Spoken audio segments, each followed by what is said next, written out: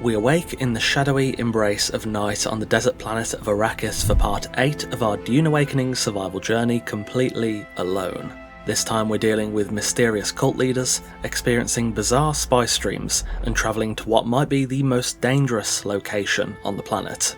Let's go. So first things first, now we have our ornithopter, I want to head down to the Sheol and scoop up some Jasmium crystal. That will allow us to craft Duraluminium, the tier 5 metal. However, seeing as we're going to be mining on foot, it's probably best we pick up the next planetologist upgrade for our cut array. After scooping up some spice near our base, we headed south to Derek and told him what happened when we attempted to deliver his findings last episode. He wasn't best pleased, to say the least, and he then asked me to leave him alone for a while. So, no level 3? Change of plan then, we're gonna go farm crystal anyway. Now, the Sheol is cloaked in a thick layer of radiation, which is a problem. The rads weren't bad in short doses last episode, but short doses is the imperative word there. I'll have to be around this radiation for quite a while to get any Jasmium, so I've already crafted up a radiation suit. Hopefully that should be enough until we can get a supply of iodine pills going. Despite feeling slightly underprepared, let's go get some crystal.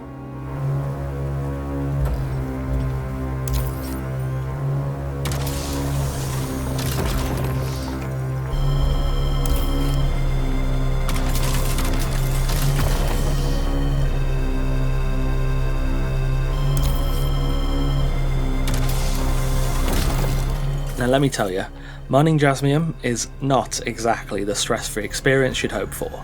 The Mark IV radiation suit? It doesn't do a whole lot, especially when you're dancing around pits of bubbling radioactive liquid trying to slice up bits of rock.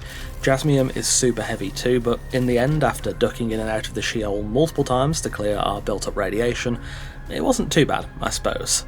We left with just over 1200 Jasmium, a surprisingly decent haul, I think, and returned home to craft it up. While we wait for that to cook though, we're going to need some agave seeds for our iodine pills, and also for a little revamp of the base I have planned.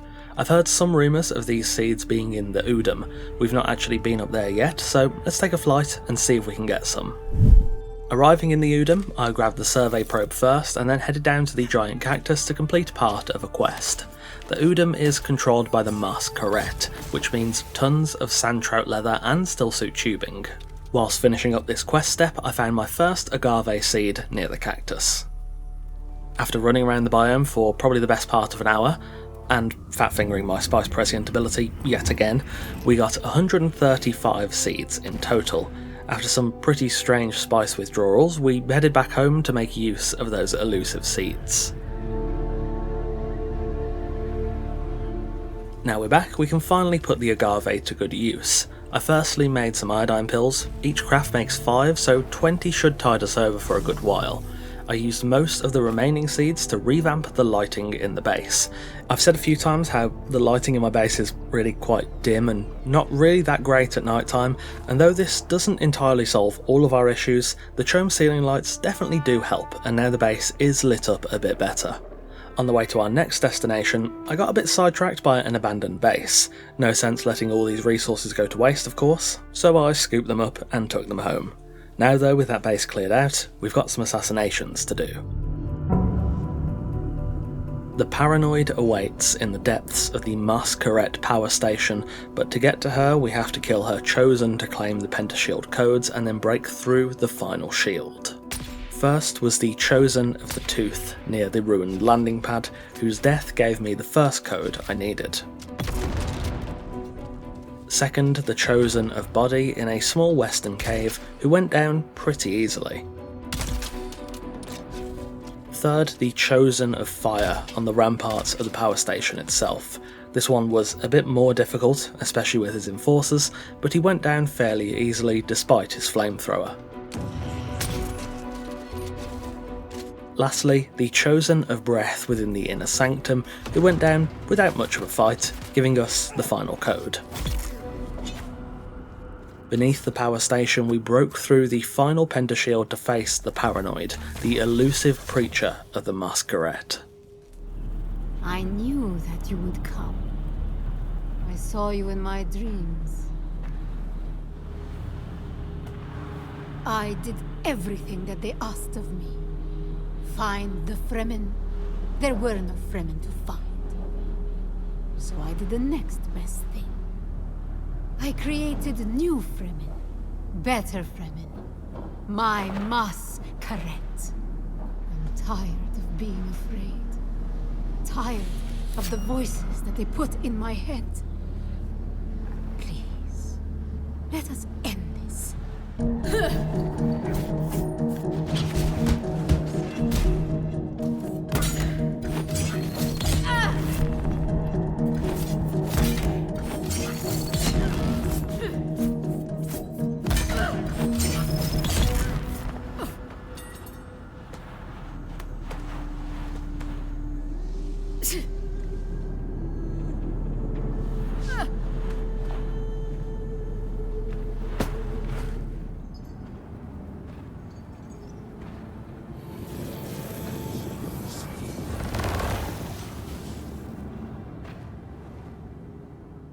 It's becoming more obvious that bigger plans are at play here.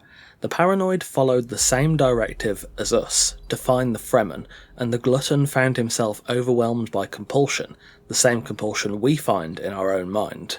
Indeed, whatever happened to both of these people is most peculiar, and our task to kill them both cannot be a coincidence.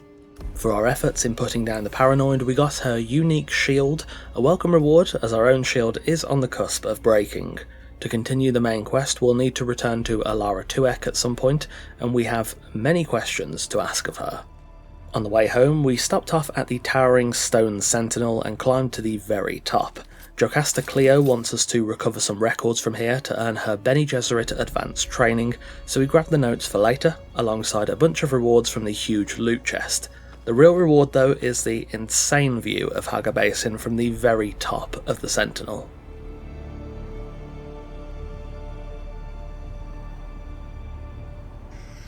So we're back at home, and with our Duraluminium crafted, it turns out some of the stuff I wanted to make is quite pricey. I built a new death still, so our water production has got a bit of a boost, but we'll end up eating through the remaining Duraluminium quite quickly, so it's back to the shoal for us to harvest more Jasmium.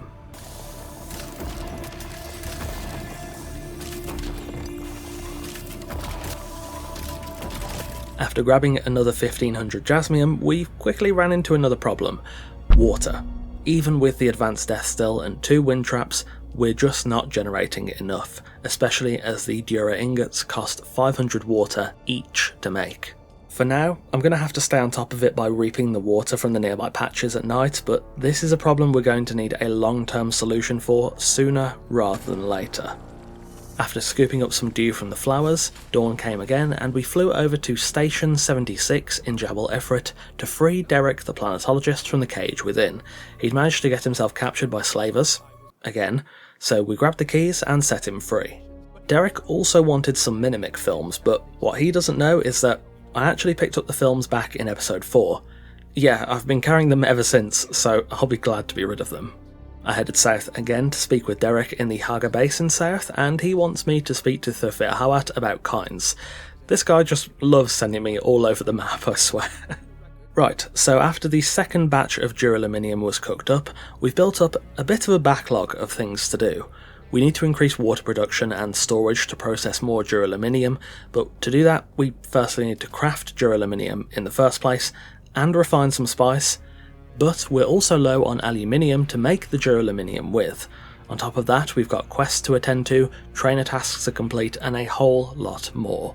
So after building a spice refinery and a few more wind turbines to support it, we finally began to refine our first bit of spice melange and headed to the wreck of the palace to grab a message for the Swordsmaster, then to Station 76 for the same purpose, then back to the Swordsmaster himself to unlock his skill tree.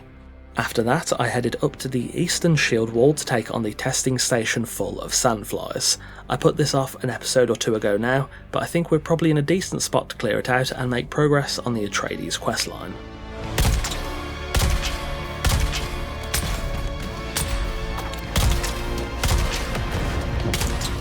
Well, that turned out to be quite a nice and easy dungeon clear, nothing too special loot-wise, but we got the evidence for Ganan and headed back to Helios Gate to hand it in. In return, I gain a bit more reputation with the Atreides, and Ganon asks me to interrogate a pilot at the Crossroads trade post who may have been contracted to move a suspicious package out of the wreck of the Catheria. Hey, it's you! I headed over and had a chat with the pilot. Turns out he doesn't know what he moved out the ship, but he was contracted by someone named the Red Scorpion. We'll have to take this back to Ganon, but for now I head to the world border to make a stop at Harco and Arrakis to progress some more quests. In Harco, I gave Jocasta Cleo the Fremen book she required, and she gave me another task to find evidence of the Missionaria Protectiva amongst the Fremen artifacts, but not before she gave me level 2 Bene Gesserit training. Oh look, the kitten is back. I then headed over to Alara Tuek to seek answers on exactly who I'd been assassinating, but she was none the wiser and simply told me to go home and wait for further instructions. Bit rude, if you ask me. Before leaving, I spoke with the blind swordsmaster in the back alley to pick up the advanced training quest to return the hilt of his sword. I asked Alara what she knew, and she pointed me to a sandfly base back in the basin. In Arrakis, I picked up the next trooper quest and then spoke to Thurfir Hawat for the planetologist, who pointed me to a ruined sietch in Haga Basin. Back to Harco, I tried to get the trooper's medicine, but first needed to clear a nest of masquerette. With that, I headed back home. Upon landing back at my base, my vision grew foggy and I fell into a dream of spice.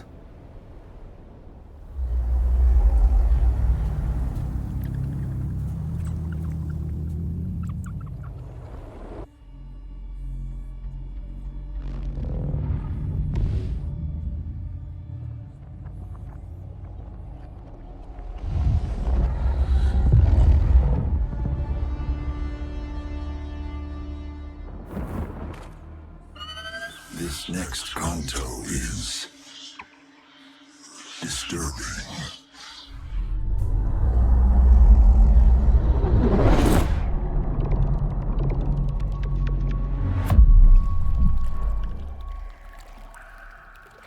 And now, our next and finest series. The sand tiger shark, SCARIEST, Taurus, native to Old Terra. the lone sand tiger shark emerges from the womb. It is stronger and better able to deal with predators and emergencies.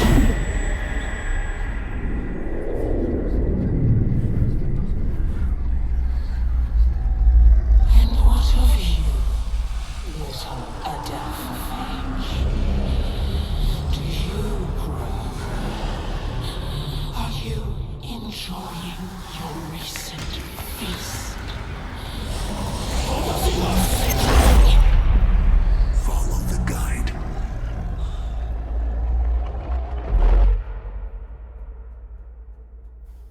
Have you seen what you needed to see?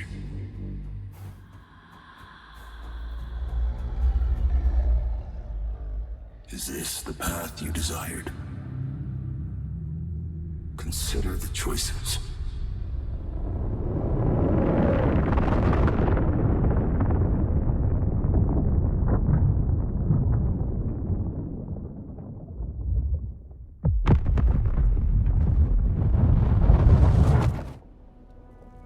Ari contacted us after what seemed to be a prophetic vision.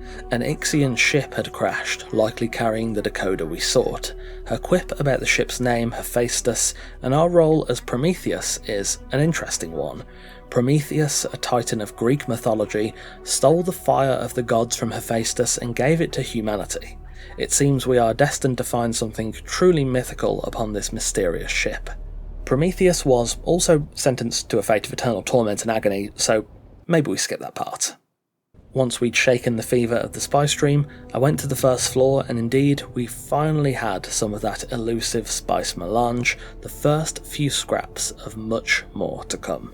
I set our remaining spice to refine, and after scraping up a patch of spice sand just across from my base and crafting a new stillsuit with our hard-earned Duraluminium, that was us done for the day.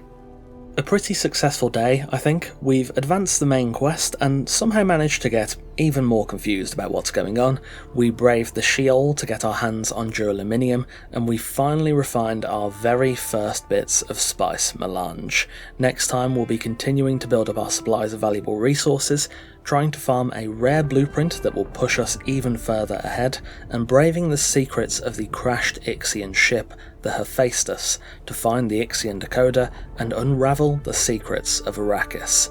Of course, as you well know by now, we'll be doing all of that and more completely solo. Thanks for watching, and a massive thanks to our wonderful esteemed coffee cultists for continuing to support the channel over on Patreon. If you want to get the next episode and more videos early alongside wallpapers and other perks, check the Patreon link in the description to support the channel directly. Take care, and I'll see you soon.